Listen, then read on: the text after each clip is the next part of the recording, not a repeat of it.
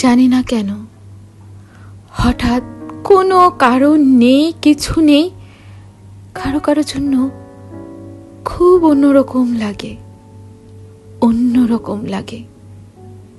কোনো কারণ নেই, তারপরও বুকের মধ্যে চিনচিনে কষ্ট হতে থাকে।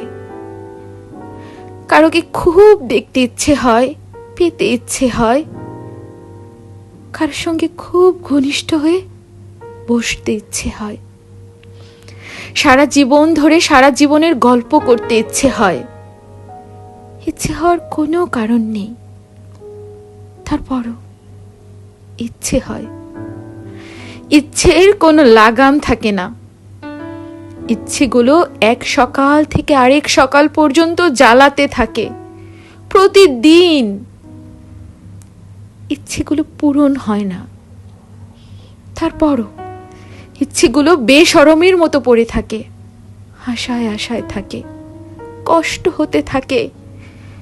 কষ্ট হওয়ার কোনো কারণ নেই, তারপরও হতে থাকে, সময়গুলো নষ্ট হতে থাকে। কারো কারো জন্য জানি না জীবনের শেষ বয়সে এসেও সেই কিশোরীর মতো কেন অনুভব করি। কিশোরী বয়সেও যেমন লুকিয়ে রাখতে হতো ইচ্ছেগুলো, এখনো হয়। কি জানি সে, যার জন্য অন্যরকমটি লাগে। যদি ইচ্ছেগুলো দেখে হাসে, সেই ভয়ে লুকিয়ে রাখি ইচ্ছে, সেই ভয়ে আড়াল করে রাখি কষ্ট।